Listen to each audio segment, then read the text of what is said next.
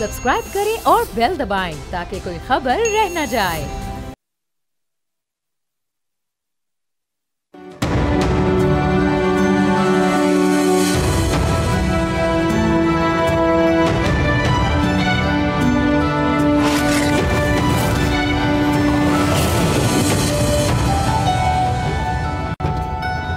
के बाद पीटीआई ने सड़कें गर्म करने का ऐलान किया था, लेकिन अब ऐसा लगता है कि वो आपस की गर्मा गर्मी में मसरूफ हो गए हैं। मफाहमती और मुजाहमती ग्रुप आमने सामने हैं, अंदर की बातें बाहर ला रहे हैं। शेर अफजल मरवत के मुताबिक पीटीआई के अंदर 3 प्रेशर ग्रुप्स बन चुके हैं।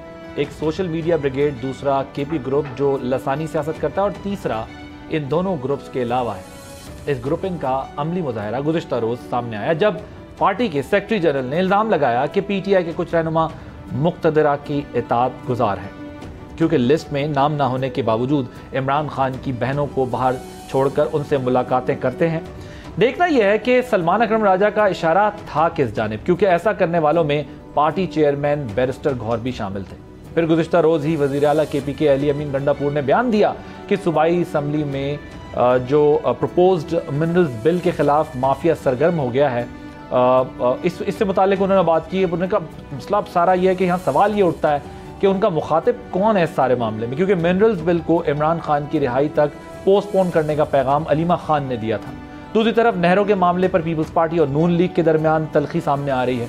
क्या ये मसला हुकूमती इत्तेहाद में दरार डाल सकता है? इसके अलावा शरीफ फैमिली के 3 बड़े इकट्ठे बेलारूस के दौरे पर जा रहे हैं, जिसके बाद तीनों का लंदन जाने का प्रोग्राम था, जिस पर स्पेकुलेशंस का सिलसिला शुरू हो चुका है और अब कहा जा रहा है कि प्लान तब्दील हो गया और मरियम नवाज बेलारूस से ही मुल्क वापस आ जाएंगी। क्या ये मामला, इन सब इश्यूज पर हम बात करेंगे, क्या ये मामला इसी तरीके से हैं और पीछे क्या चल रहा है, तमाम इशूज़ पर बात करेंगे। मेरे साथ मौजूद हैं इस वक्त डॉक्टर हुमायूं मोहम्मद साहब, सेनेटर हैं, पाकिस्तान तहरीक इंसाफ से ताल्लुक़ है। राना एहसान अफजल साहब, कोऑर्डिनेटर हैं, prime minister of Pakistan PMLN से। कादिर मंतोखेल साहब, रहनुमा है पाकिस्तान पीपल्स पार्टी के। आप तीनों का बहुत शुक्रिया। सबसे पहले मैं ज़रा राना साहब आपसे बात करना चाहता हूँ। मुझे बताएं, जो नहरों का मामला है, इससे शुरू करते हैं, फिर बाकी बहुत सारे इश्यूज हमने डिस्कस करने हैं। इसमें पीपल्स पार्टी और PMLN कहाँ खड़ी हुई है? आप लोगों की इस वक्त एक दूसरे के साथ क्या अंडरस्टैंडिंग है इस प्रोसेस? बिस्मिल्लाहिर्रहमानिर्रहीम।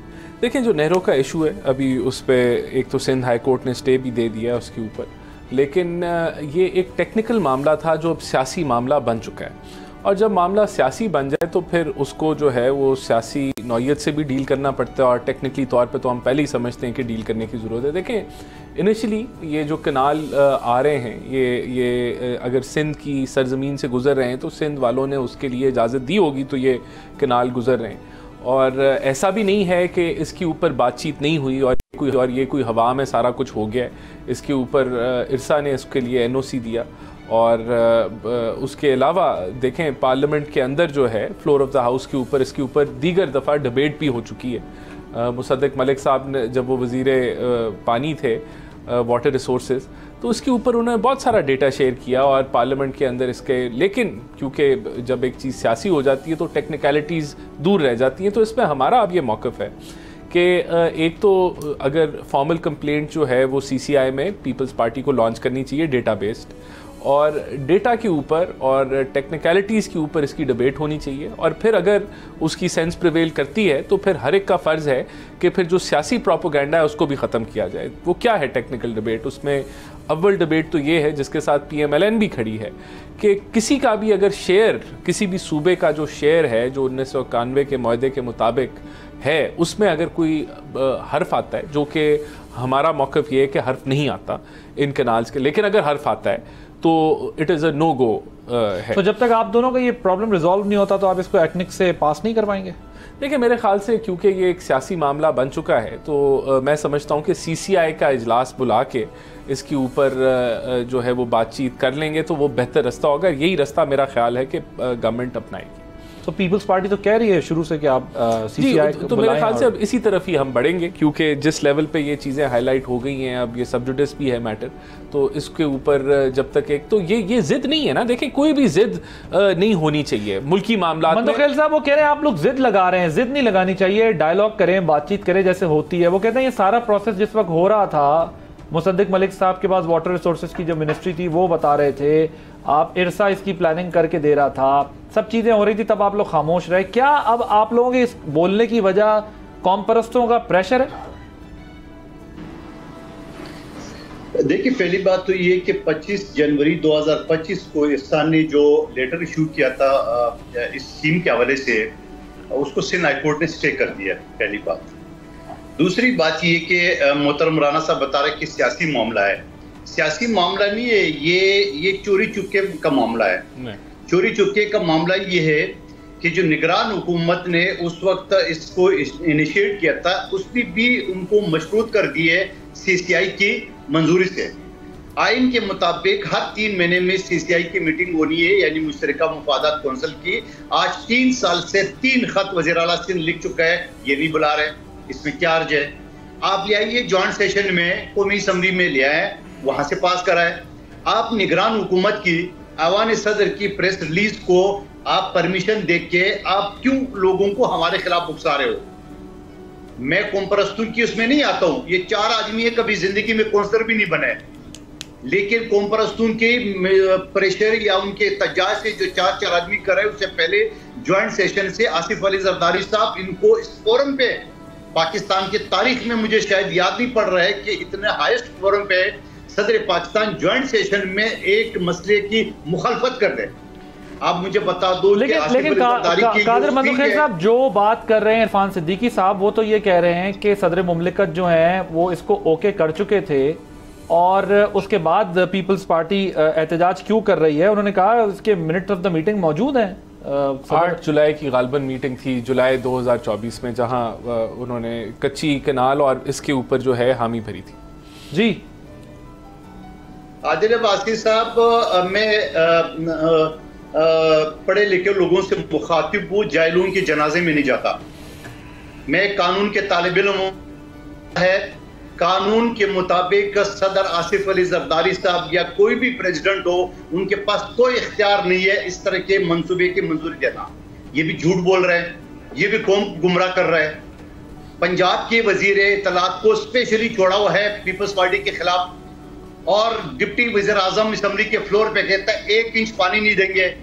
आदिल अब्बासी साहब ने देखे कुछ पेड लोगों को, जिसको ये लोग एक्सपर्ट करते हैं, वो मीडिया पे आते हैं, उनकी बयानात क्या होता है, हम पंजाब के सूबे में से पानी देंगे।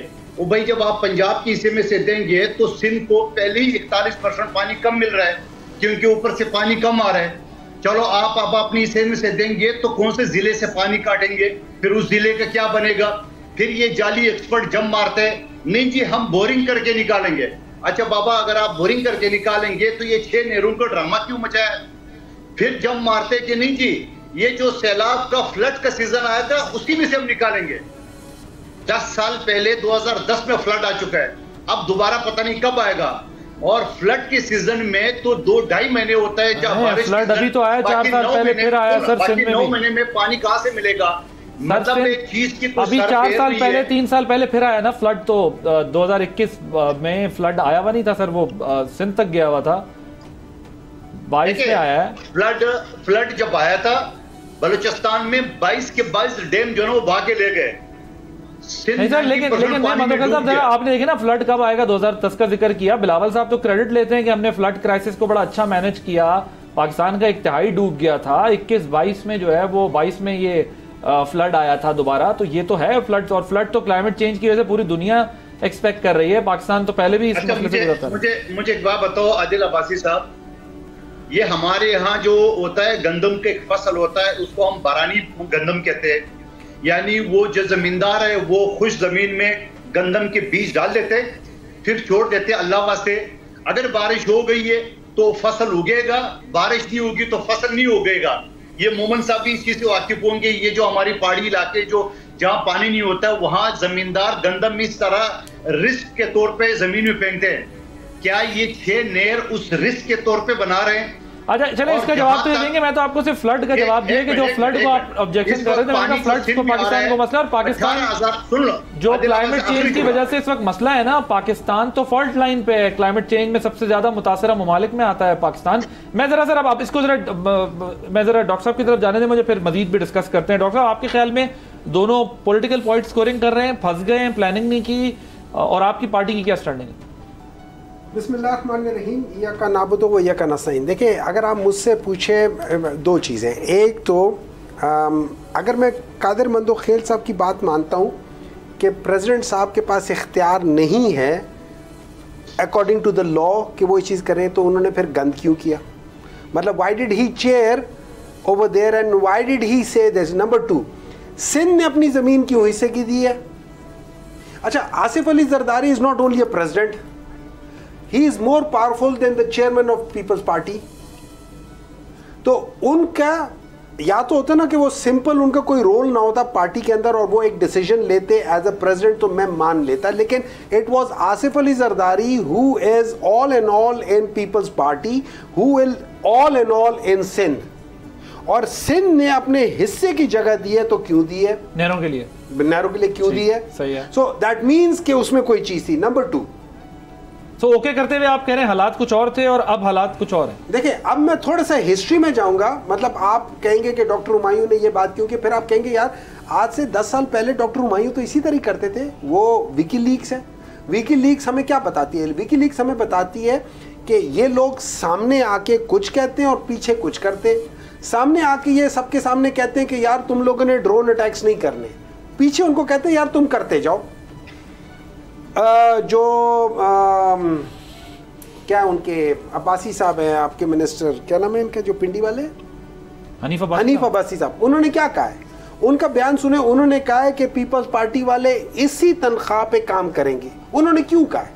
उसकी वजह यह है कि जिस वजह से ये सारी चीज हो रही है, आपको पता है इसके पीछे ये सारा कुछ जो जिसको चेयर किया था, जो ये रेफरेंस दे रहे हैं 8 जुलाई 2024 की प्रेसिडेंट हाउस में, जिसको प्रेसिडेंट साहब ने चेयर किया था, वो ग्रीन इनिशिएटिव की बेसिस पे हुआ था। ठीक है, ग्रीन इनिशिएटिव क्या चीज है, किस लिहाज से, उसकी बेसिस पे इन लोगों ने ये करना था। यही तो इनकी क्यों कर रहे हैं ऐसा अभी? अच्छा, एक मिनट अच्छा, ये जुलाई में बात हुई थी ना, ये जुलाई में बात हुई थी। जो उन्होंने तकरीर की है वो तो अभी रिसेंटली की है ना। 6 महीने बाद जब वहां पे बैक प्रेशर आया कि भाई कौम परस्त वालों ने इनको रिजेक्ट कर दिया और इनको समझ आ गई कि हम तो यहाँ पे मार खा रहे, तो वहां पे इन लोगों ने पैंतरा बदला और सबके क्या अल्लाह तो बैकलैश की वजह से आप कह रहे हैं ऐसा कर रहे हैं। एग्जैक्टली। सो अब इनकी डोमेस्टिक पॉलिटिक्स तो उस पर रिलायंस है ना उसका, तो ये अपनी डोमेस्टिक पॉलिटिक्स को इग्नोर करके आगे बढ़ सकते हैं? ये नहीं बढ़ सकते आगे, तो फंस गए, ये ठीक ठाक फंस गए हैं। ओके, अच्छे खास फंस गए। लेकिन एक और मैं बात बताऊं, अभी आपने जो बात की है ना, वो बड़ी इंपॉर्टेंट बात थी। आपने कहा है कि ये सैलाब का पानी है। सैलाब का पानी जो 90% पानी है वो तरबेला से नीचे का पानी है। वो तकरीबन एक साल में 30 मिलियन एकड़ फुट का पानी है जो सैलाब का आता है और जो समंदर में चला जाता है। अच्छा, ये बिल्कुल सही कहते हैं, सिंध में बिल्कुल सही कहते हैं कि खास अमाउंट का पानी समंदर में जाना चाहिए वरना समंदर वापस आता है। लेकिन भाई अब आपने, अगर आप जैसे ये कहते हैं ना कि मुझे जाहिलों के साथ नहीं करना चाहिए, तो फिर अक्लमंदों की बात सुन ले, एक दफा पढ़ ले कि जब पानी समंदर का वापस आ रहा होता है। वैसे सॉरी फॉर इंटरप्शन, मैं वैसे इस दलील से मैं इत्तेफाक नहीं करता। वो कह रहे थे तो मैंने सुन ली, इंसान इल्म हासिल इसलिए करता है ताकि वो जाहिल को इल्म दे सके। अगर वो ये सोचे कि मेरे पास इल्म है और मैं जाहिल को जो है वो इल्म नहीं दूंगा या एड्रेस नहीं करूंगा, अभी मैं वही इल्म देने जा रहा हूं कि जब आपको पता है कि ये प्रॉब्लम है तो उसका दूसरा मसला भी हल हो सकता है। और वो मसला क्या है? आप डाइक बना ले, हॉलैंड ने बनाया हुआ है डाइक, आप डाइक बना ले, उससे 2 फायदे होंगे। नंबर 1, पानी नहीं आएगा आपके पास। नंबर 2, आपके पास जो आपका जो डेल्टा एरिया है, जो वहां पे मैनग्रोव वगैरह होते हैं और जो वहां पे झींगा होता है, वो आपका ज्यादा बेहतर हो जाएगा। वहां से $56,000 पर हेक्टर आपकी ग्रोथ है। 7 लाख हेक्टर है, उसको ये लोग यूज नहीं कर रहे हैं। चले एक ब्रेक के बाद इनसे इस पर जवाब लेंगे। क्विकली ऐड कीजिएगा। ठीक है, ब्रेक के बाद करेंगे आप। मैं सिर्फ ये बात करना चाह रहा हूँ कि ये कहना कि पंजाब चोरी कर लेता है और ये चोरी चकारी का मामला है, ये भी अफसोसनाक बयान है। क्योंकि देखें, अब इरसा के डेटा ऐसा कुछ नहीं बताता। अगर कोई शॉर्टफॉल होता है पानी का तो वो सूबों में उस फार्मूले के मुताबिक शॉर्टफॉल मिलता है। अगर सिंध का शॉर्टफॉल कोई आता है तो पंजाब का भी शॉर्टफॉल आता है। देखिए, मैं सिर्फ ये मुख्तसरन ये कहूँगा कि ये मामला जो है, अगर जज्बात के ऊपर आप इसके ऊपर डिबेट करेंगे तो वो एक नाहासिल गुफ्तगू होगी। इसमें हमें टेक्निकली तौर पर चीज़ें देखनी चाहिए। लेकिन क्योंकि यहाँ ये जज्बाती माहौल हो गया है तो मेरे ख्याल से अब इससे भी ज़्यादा ज़रूरत हो गई है कि टेक्निकली तौर पर इसको CCI के अंदर जो है वो डिस्कस किया जाए। आपकी गवर्नमेंट अगर हीट फील कर रही है कि अगर ये मसला कंट्रोवर्शियल रहा तो जो तैयारी आप लोग करके बैठे हुए हैं उसमें कितनी आपको फिर प्रॉब्लम्स आने वाली? लेकिन बात ये कि अगर ये क्योंकि ये चीजें ओवरनाइट तो नहीं होती है, आज होगा, इसका फल मिलने में टाइम लगेगा। देखें बात ये है, मैंने आपको पहली बुनियादी बात कर ली कि ये अगर किसी भी हिस्से का किसी भी सूबे का हिस्सा मारा जाएगा तो हम भी इसके साथ नहीं खड़े। ऐसा नहीं है, किसी भी सूबे का हिस्सा नहीं मारा जा रहा या किसी के भी। और अगर ये टेक्निकली तौर पे सारों को ये कन्विंस हो जाते हैं तो मेरे ख्याल से फिर सबको सियासत छोड़ के इसको सपोर्ट करना चाहिए। ये जब भी ये बैठक होगी सीसीआई में तो इन चीजों को डिस्कस करके इंशाल्लाह एक ब्रेक के बाद डिस्कशन को यहीं से कंटिन्यू करेंगे after this break.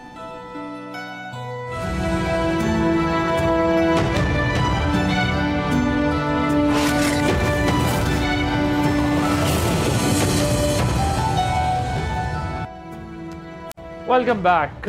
Mandokhel sahab, भी ब्रेक से पहले जो डॉक्टर साहब कह रहे थे कि आप तो इसका एडवांटेज ले सकते हैं और अंडरस्टैंडिंग का ये आपको इशू आ रहा है और उस वक्त क्यों खामोश रहे आप लोग। ठीक है, उनका कोई कॉन्स्टिट्यूशनल या लीगल कोई इस तरह की वो नहीं होगी, लेकिन ओके किया उसको, क्यों ओके किया, उस वक्त से इस पर शुरू हो जाते।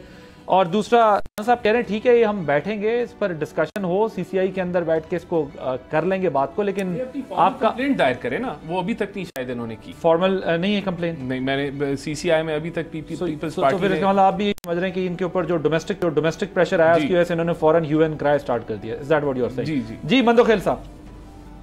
अच्छा, आपने बड़े सवाल जमा किए, मुझे जरा बारी बारी जवाब देने थे। जी जी। पहले तो मोमन साहब को मेरे ख्याल में समझ में नहीं आया कि जाहिल और अनपढ़ में क्या फर्क है।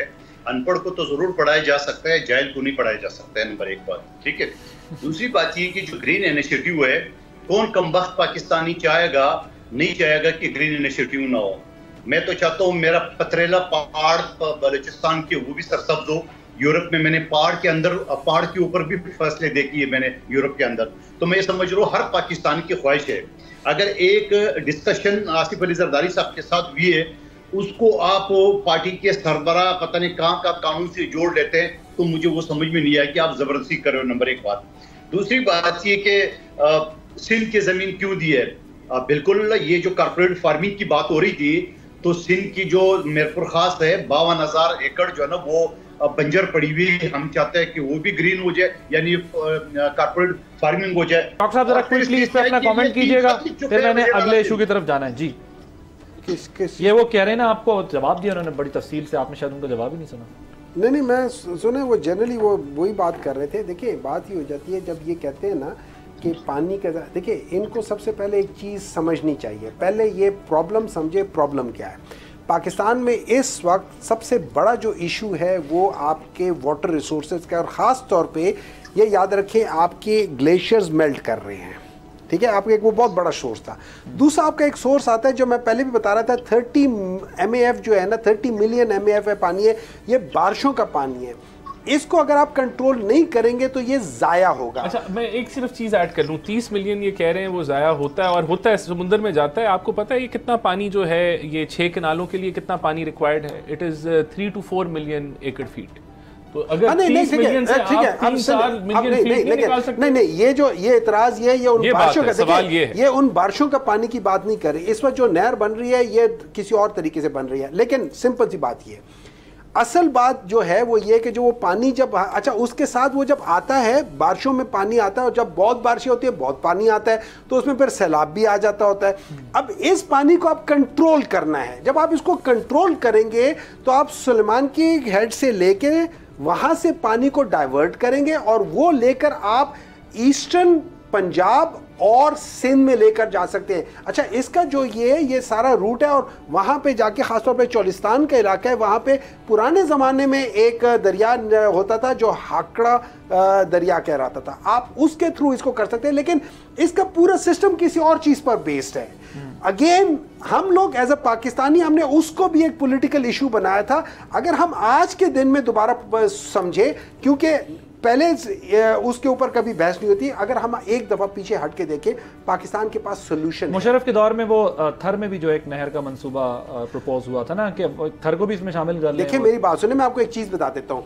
इस वक्त K4 प्रोजेक्ट है जो फेडरल और प्रोविंस के दरमियान में, और फेडरल फंड कर रही है 126 बिलियन रुपीस कराची, सिंध को, कराची के लिए। वहाँ कह रही है कि भाई वो कंजीर कौन सा केंजर झील से आगे लेकर जा रहे हैं। ठीक है, वहां पे 3 जगह पे उन्होंने पानी देना है। फेडरल ने जो पैसा दिया वो दे दिया है, 1 या 1.5 साल या 2 साल में ये खत्म हो जाएगा।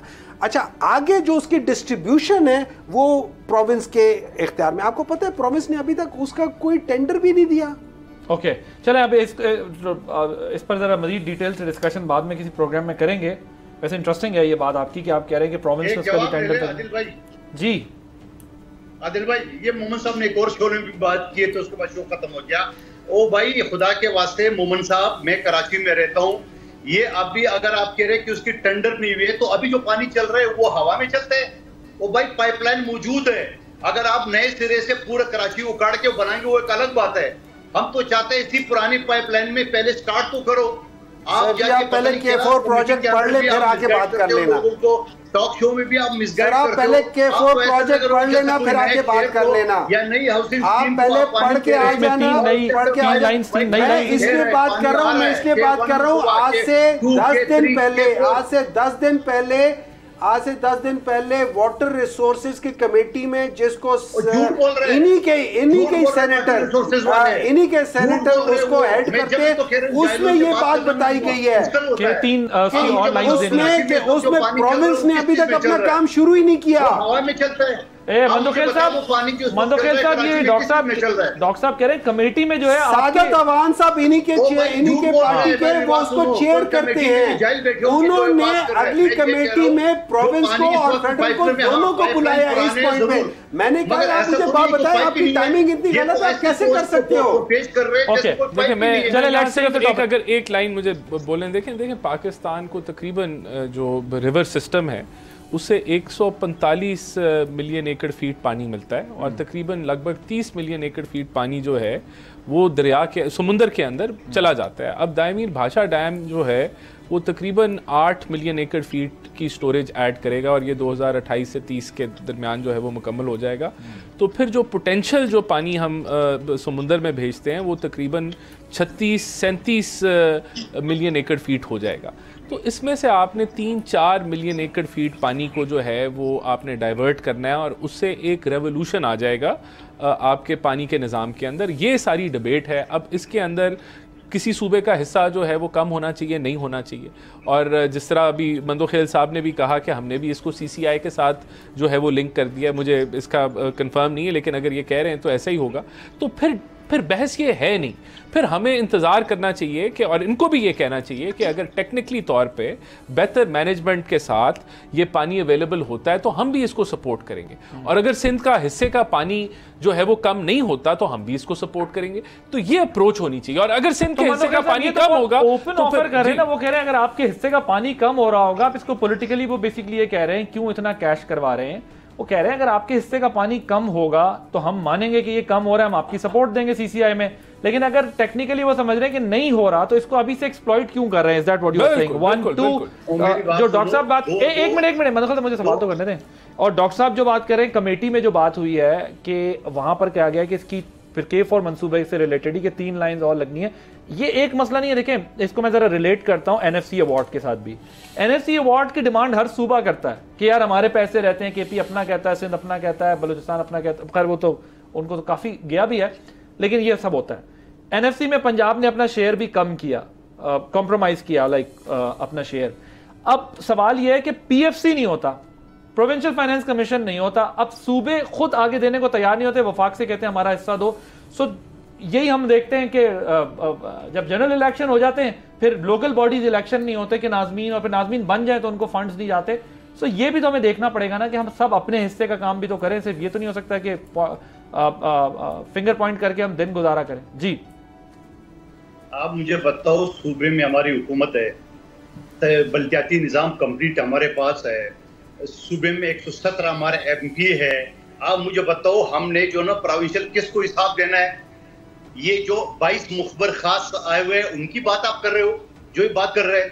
दूसरी बात ये कि K4 मंसूबा वफाक और सिंध का मुश्तरका है, जो 25 साल से इस बात पे इल्तवाक का शिकार है कि वफाक अपने पैसे नहीं दे रहे। और फिर उसके बाद में ये कहूँगा K5 मंसूबा हमने बनाया था खुर्शीद शाह साहब की वजारत में। मेरा और शहबाज शरीफ साहब और मखबर खास मुस्तफ़ा कमाल का हल्का एक ही है, वहां उन्हें एंड टाइम पे शहबाज शरीफ साहब ने इनकार कर दिया, पैसे नहीं है। फिर बिलावल भुट्टो साहब ने 12 अरब 72 करोड़ की हमें लाइन दिए हब डैम से, जो कि तकरीबन 70% मुकम्मल हो चुका है। हम ये कहते हैं शहबाज शरीफ साहब पिकनिक बनाने कराची आते हैं तो कराची के ऊपर 2 रुपए भी दे। ग्रीन लाइन शुरू किया तो उन्होंने अधूरा छोड़ दिए, पीटीआई की हुकूमत गुजर गई, अधूरा रह गया।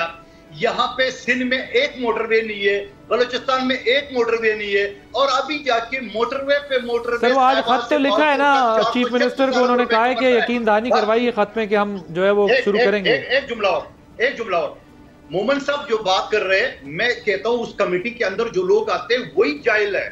उसकी मोमन साहब बात कर रहे हैं, ऐसे पेश कर रहे हैं जैसा आप किसी नए प्रोजेक्ट को पानी दे रहे हो। वो बाबा कराची शहर है, जमाने से यह बात है, हाँ पाइपलाइन पुरानी होगी, उस पर कोई शक नहीं है, मगर इसका मतलब ये नहीं है कि बिल्कुल है ही नहीं पानी। अगर K4 मंसूबा मुकम्मल हो गया तो आगे पानी नहीं जाएगा। तो खुदा का वास्ता लोगों को गुमराह तो ना करे। कराची शहर है, पानी की लाइनें है, कोई पुरानी हो सकती है, कोई नहीं हो सकती, उस पर बात हो सकती है। आप ऐसा तो ना करें कि अगर K4 मंसूबा मुकम्मल हो गया आगे घरों में पानी कैसा जाएगा, ये तो ना करे कम से कम। ओके जी मोहम्मद साहब। देखिए जी, सिंपल सी बात यह, मैं एक दफ़ा इनकी इतला के लिए बता देता हूँ। इस वक्त एग्जिस्टिंग जो लाइनें हैं वो ज़रूर होंगी। आप जो इस प्रोजेक्ट के थ्रू लेकर आ रहे हैं, आप 3 जगहों पे लाके पानी को एक झील से लेकर वहाँ आप लेकर आ रहे हैं, वहाँ से आपने बाकी हर जगह पे लेकर जाना है। फॉर एग्जांपल जहाँ पे भी पानी के रिसोर्सेज है उधर तक लेकर जाना है, आगे फर्दर डिस्ट्रीब्यूशन है। कमेटी में ये डिस्कस हुआ था कि जी क्या सिंध ने अपने काम का जो वो बात हो रही थी डिस्ट्रीब्यूशन लाइन वो हुई है। उन्होंने कहा, अब ये अल्फाज मैं बता रहा हूँ एग्जैक्टली, कि जी सिंध ने अभी तक अपने हिस्से का जो डिस्ट्रीब्यूशन काम है वो अभी तक प्रोजेक्ट इनिशिएट भी नहीं किया।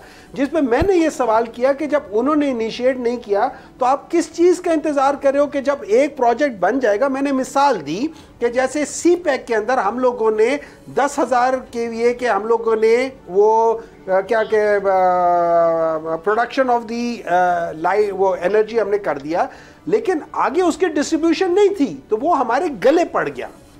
वो बना रहे, हमसे पैसे ले रहे, लेकिन वो यूज नहीं हो पा रहा, तो वो हमें सर्कुलर डेट है। तो क्या हम दोबारा उसी तरफ जा रहे हैं? तो मैंने रिक्वेस्ट की थी चेयरमैन साहब से, डॉक्टर जो उनके सादत अवान साहब हैं, उनको मैंने कहा कि प्लीज नेक्स्ट कमेटी में आप प्रोविंस को और फेडरल को दोनों लाएं ताकि हमें पता चले कि सिंध जो है वो क्यों नहीं कर रहा।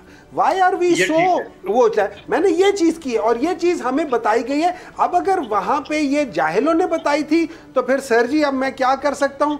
आप ही के जो सेनेटर वो वहाँ पे चेयर कर रहे थे, तो अब आप अगर अपने सेनेटर को जाहिल कहते हैं, मेरे इसमें कोई कसूर नहीं है। मैं पार्लियामेंट के मेंबरान को नहीं कह रहा, मैं सरकारी अफसरान को कह रहा हूँ कि वो गलत बयानी कर रहे हैं। पानी की लाइनें ऑलरेडी मौजूद है, उसको रिप्लेस करना है तो अलग बात है, लेकिन पानी की लाइनें कराची शहर में अल्हम्दुलिल्लाह नलकों में पानी आता है। उसमें पानी ये जो प्रोपेगेंडा किया जा रहा है कराची के बारे में वो गलत लोग कर रहे हैं। अगर ये लोग सिंध बैराज बना दें, सिंध बैराज बना दे, 2 काम हो सकते हैं।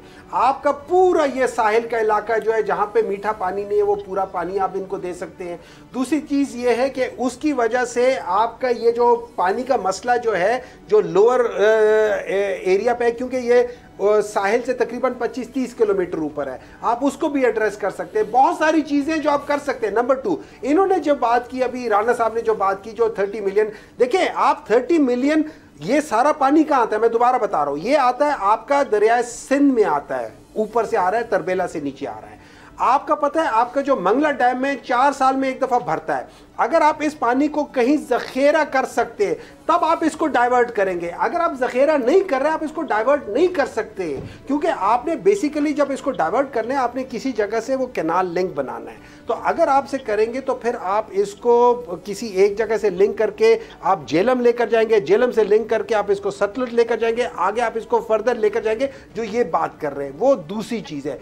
अच्छा, जब आप ये कर लेंगे तो आपका मंगला हर साल भरेगा, बहुत सारी चीज़ों की। फिर आप ये क्या होता है, जब इनको गुड्डू में पानी की ज़रूरत होती है ये कहते हैं चश्मा से पानी रिलीज करो, 10 दिन लगते हैं गुड्डू तक पानी आने के लिए। उसके बजाय कोट मिटन में आप बैराज बनाएं, उस बैराज से घंटों में पानी इनको मिल जाएगा, उसमें चोरी का भी खतरा नहीं होगा।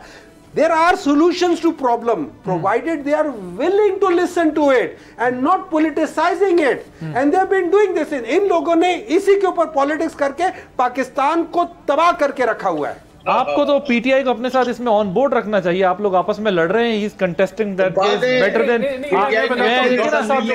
एक मिनट मंदो खेल मैं आता आपकी तरफ। ये तो बड़े मजबूत तरीके से जो है डॉक्टर साहब ने ये केस, जमात इस्लामी ने और एमक्यूएम ने सिंध असेंबली में मुतफक्का करारदाद पास किए, कौमी असेंबली में मुनाफिकत भी कही है, ये तो मैं कह रहा हूँ। देखिए नहीं, मैं आपको बताता हूँ, ये मैं भी यही बात कर रहा हूँ जो डॉक्टर साहब कंफ्यूजन क्यों क्रिएट कर रहे हैं। मतलब एक वो कह रहे हैं कि आपकी पंजाब की वज़ीर इत्तलात हैं, वो भी ऐसा बयान, अब इरफान सिद्दीकी साहब ने दोबारा यही बात कर दी कि जरदारी साहब जो है वो उन्होंने ओके किया था, और डार साहब उसको फायर फाइटिंग करने के लिए वहाँ पर ऐवान में कह रहे हैं कि ये गलत फहमियाँ पैदा करने वाली बात है। नहीं देखें, बात ये कि मैंने तो आपको ये शुरू में कहा कि ये अब पॉलिटिकल इशू बन चुका है, और जब कोई चीज़ पॉलिटिकल इशू बन जाए तो आपको उसको पॉलिटिकली भी हैंडल करना पड़ता है और आपको टेक्निकली भी हैंडल करता है। आप दोनों तरीके से कर रहे हैं। नहीं देखें, नहीं बयानात भी दे रहे हैं और राजी भी कर रहे हैं। नहीं, मैं ये कह रहा हूँ कि जो डॉक्टर साहब ने बात की है ना, पानी के मामले में या कोई भी टेक्निकल मामला, यही डिबेट होनी चाहिए ना, डेटाबेस डिबेट होनी चाहिए। आपको देखना चाहिए कि टोटल पाकिस्तान के पास एक तीली लगाता है, दूसरा बाल्टी लेके पानी नहीं कि टोटल पानी कितना मौजूद है, कहाँ हमारी स्लिपेजेस हैं, कहाँ हमारी वेस्टेज है, कैसे हम उनको कवर कर सकते हैं, क्या सरप्लस हम जनरेट कर सकते हैं, और फिर हमें किसी फैसले पे आना चाहिए, बजाय कि हम ये कहें हमारा तो पानी चोरी हो रहा है, ये तो चोरी चिकारी का मामला है, ये तो हम होने नहीं देंगे, हमारी लाशों के ऊपर से हो जाएगा।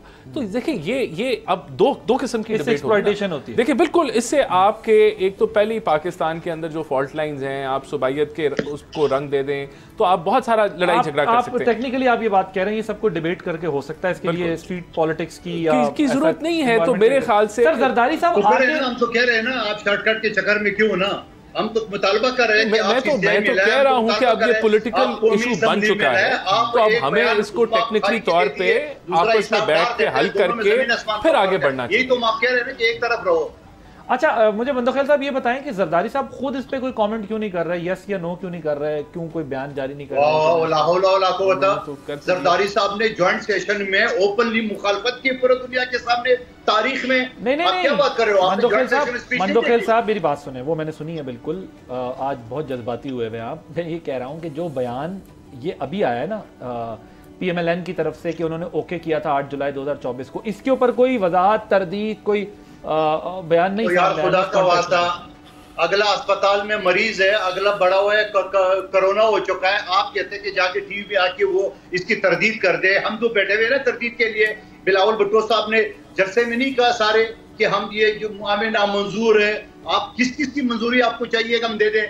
जरदारी साहब ठीक हो जाए फिर जाके ज्वाइंट सेशन में फिर आपको बता देंगे, मीडिया में आपको बता देंगे। सर लेकिन अगर 8 जुलाई 2000 मंदोखेल साहब खुदा का वास्ता थोड़ा हौसला करे, एक गिलास पानी पिलाओ यार मंदोखेल साहब को आज। मैं ये मेरा तो आपको पता है मैं बहुत तहम्मुल से जो है अपना खेल खेलता रहता हूँ आराम से, तो मेरे पेशेंस जो है इतनी आसानी से लूज नहीं होते। मैं चेस बोर्ड पे जो है ना अपनी मर्जी से चाले चलता हूँ। मुझे जरा ये बताएं, मैं ये कह रहा हूँ प्रेसिडेंट हाउस तो है ना, अगर 8 जुलाई 2024 को उन्होंने हाँ ना जो कुछ भी किया है, प्रेसिडेंट हाउस से कोई तर्जुमान कह सकता है कि नहीं ये गलत बयान की गई है, उनसे मंसूब बयान गलत है। अगर आप लोग ना भी बोले तो प्रेसिडेंट हाउस में तो वो डॉक्यूमेंट होगा, मिनट्स ऑफ द मीटिंग, तो ये रिकॉर्ड तो सारा मौजूद होगा, वहां से कह रहे हैं ये गलत बयानी हो रही। आदिल अब्बासी साहब, एक शख्स शदीद बीमार है, अल्लाह उन्हें सेहत दे। आपको सुन ले यार, मेरे आपने सवाल के जवाब तो सुन। यार मैं उनकी सेहत की दुआ कर रहा हूँ, आप कह रहे हैं सुन ले, मतलब दुआ भी ना करें उनकी सेहत। एक आप दुआ करें जरूर, वो ठीक हो जाए, वो आके मीडिया पे आके बता देंगे। और दूसरी बात ये कि जब वो ज्वाइंट सेशन के ऊपर उन्होंने बाकायदा पार्लियामेंट के फोरम पे जाके उन्होंने ये बताया कि मैं मुखालफत करता हूँ। बिलावल साहब ने जलसे आम में कहा मुखालफत करता हूँ। हम जैसे छोटे कारकुन मीडिया पे आके कहते हैं मुखालफत करते हैं, तो वो यही तो कह रहे हैं, वो ये कह रहे हैं कि आप हमारे साथ टेक्निकल फोरम्स पे आकर बहस करके इस मसले को हल कर लेते हैं। जब आप उसको पब्लिक डोमेन में लेके जा रहे हैं तो लोगों के दिमाग में ये फैल रहा है कि पंजाब पर है और सिंध का पानी। वजीर आला सिंध 3 खत लिख चुके हैं कि आप CCI की मीटिंग बुलाए, आइन के मुताबिक। बिल्कुल ये बात बिल्कुल ठीक बात है, सिंध की डिमांड बुला रहे, तो ये इनसे पूछे, ये सिंध की डिमांड है और बिल्कुल ठीक डिमांड है कि CCI बुलाएं और बैठे। वो नहीं इन्होंने बुलाई। वो मैं एक बात बताता हूँ, देखिए इसमें कोई शक नहीं कि मतलब दिल में जोर है ना। आसिफ अली जरदारी साहब बीमार हुए, अल्लाह ताला उनको सेहत दे और ठीक ठाक रखे, आमीन। लेकिन उनके एक इलाज है जो जो उनका इलाज करते हैं, उनके पर्सनल हुआ है डॉक्टर आसिम साहब। डॉक्टर आसिम साहब के अल्फाज हैं कि ये वो वाला उस किस्म का कोरोना नहीं है जो पहले था, ये बहुत माइल्ड वाला है। एंड नंबर 2 वो ही इज़ रिकवरिंग वेल। जो बात एक फैल रही थी ना, मतलब एक अफवाह फैल रही थी, वो बेसिकली ये फैल रही थी कि ये बड़ा टाइमली किस्म का एक वो आया था कि जिसमें एक ख़ास डेट को अवॉइडेंस हो रही थी शायद, क्योंकि उस जगह पे जाके इसके ऊपर रिपरकशंस एक आ रही थी, उस रिपरकशंस को वो करने के लिए था। नंबर 2, अगर मैं फर्ज करो मेरा मौलज मेरे साथ है, मैं उसको कह सकता हूँ कि यार आप मेरे बिहाफ पे ये कह दो, मतलब बीमार हूं मैं, मेरे जुबान तो नहीं बंद हुई ना मेरी, मैं अपने मौलज को कह सकता हूँ कि यार देखें मुल्क इम्पोर्टेंट है, मेरी जान भी इम्पोर्टेंट है, लेकिन मुल्क ज्यादा इम्पोर्टेंट है। मैं उस पर इतना बड़ा मसला मेरे सूबे में आ रहा है, मैं उस मसले के ऊपर अपने मौलज को डॉक्टर आसिम को कह के कुछ कहलवा सकता था, लेकिन नहीं कहलवाया। आप इतने इन लोगों ने पॉलिटिक्स करके हमेशा इस मुल्क को तबाह किया है। Okay, thank you so much. वक्त खत्म हो गया प्रोग्राम का। डॉक्टर हुमायूं मोमिन साहब, मंदुखेल साहब, राना एहसान अफजल साहब, आप तीनों का बहुत शुक्रिया अपना वक्त देने के लिए। नाज़रीन, ये मसला बिल्कुल टेक्निकल है और उसको टेक्निकल तरीके से बैठ कर संजीदगी से हल करने की ज़रूरत है, पॉलिटिकल स्टेटमेंट से नहीं, क्योंकि पॉलिटिकल स्टेटमेंट्स तो बाहर आ जाती हैं लेकिन नीचे लोअर लेवल पर जो है वो बड़ी कॉम्प्लिकेशन हो जाती है, बड़े इश्यूज़ क्रिएट हो जाते हैं और आम समझती है कि शायद हमारे हिस्से पे जो है वो कब्ज़ा हो रहा है और वो फिर बात बहुत आगे तक जाती है। एहतजाज और वायलेंट एहतजाज भी हमारे मुल्क में फिर हो जाते हैं इन तमाम मामलात पे, तो बहुत टेक्निकल तरीके से इसको हैंडल करने की ज़रूरत है। आदिल बासी को इजाज़त दीजिए, अल्लाह हाफ़िज़।